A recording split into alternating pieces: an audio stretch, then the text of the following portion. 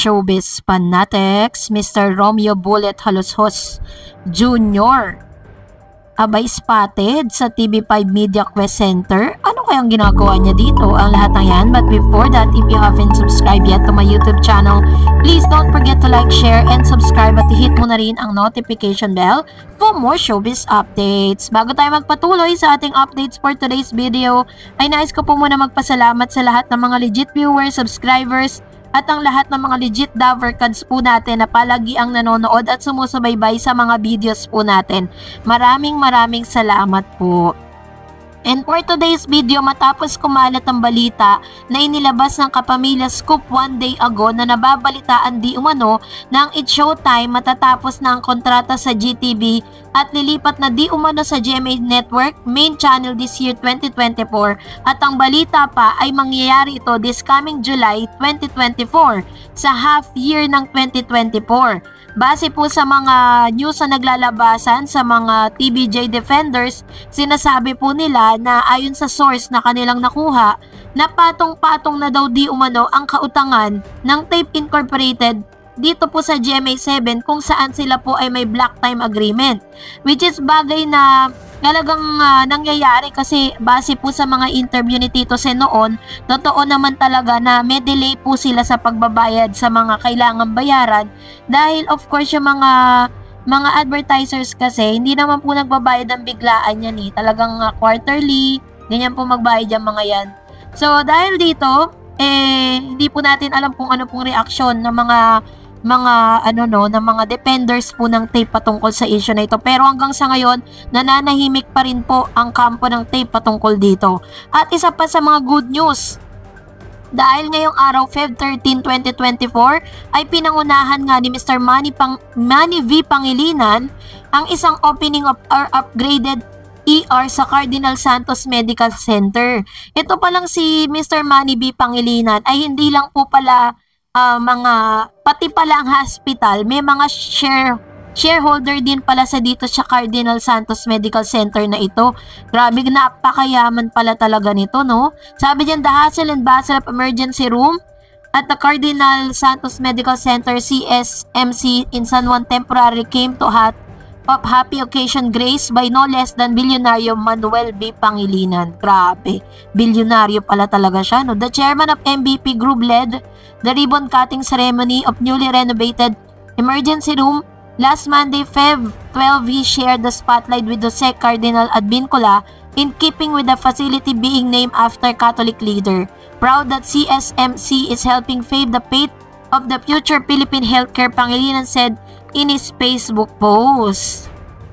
Kaya pala ito pong hospital na to napakamahal. Kasi talagang masasabi mong every year or umaga parang may mga taon sila na ina-upgrade pala talaga nila yung mga medical equipments, yung mga kinakailangan dito sa hospital na to. Kaya pag pumunta kayo dyan, pag yung mga kwarto po dyan sobrang mamahal. At the same time, ano po talaga sila, kompleto yung mga facilities nila na bagay na talagang ikaka-proud mo kay Mr. MVP dahil isa siya dyan sa mga share or stockholder ng nasabing hospital na yan. So talagang bilyonaryo talaga itong si Mr. MVP, ano. So hindi posible na mapagawan niya ng panibagong matirahan or panibagong tahanan ang TVJ, no? Yung kanyang inilabas na milyones para po mabigyan ng pagkakataon ang TVJ to have their own or big capacity ng kanila pong bagong tahanan dito po sa Meralco Theater na pag-aari rin ni Mr. Manny B. Pangilinan.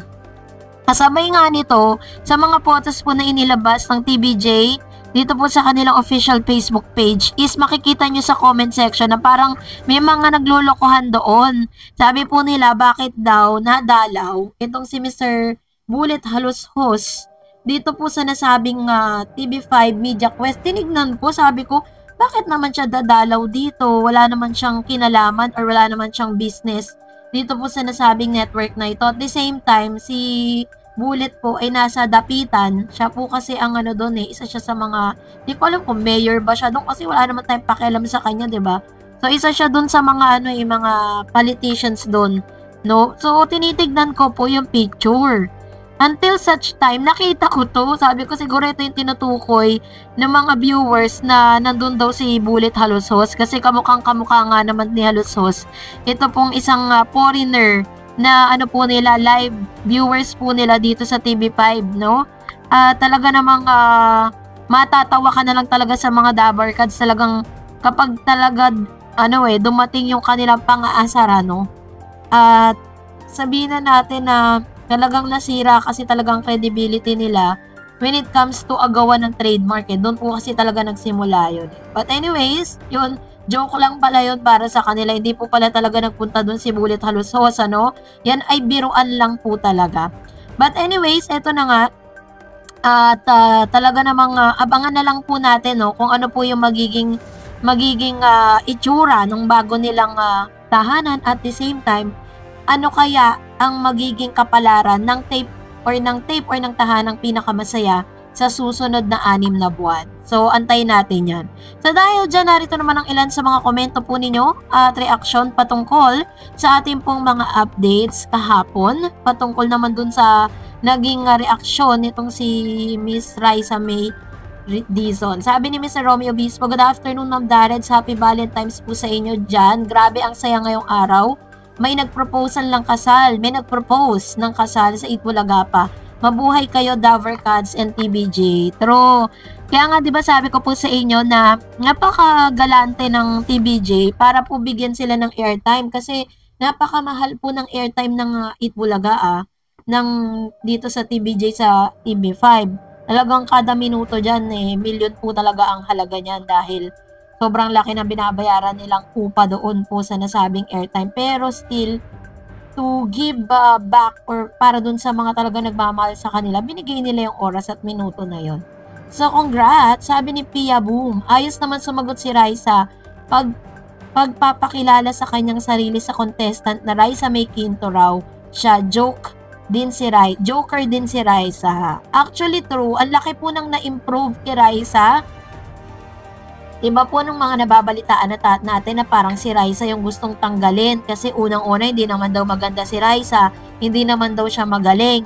Pero alam nyo, nung lumipat po sila sa TV5, pinatunayan ni Raisa na kaya niyang mag-host, na talagang kagigiliwan siya ng maraming tao. At napatunayan niya po yan.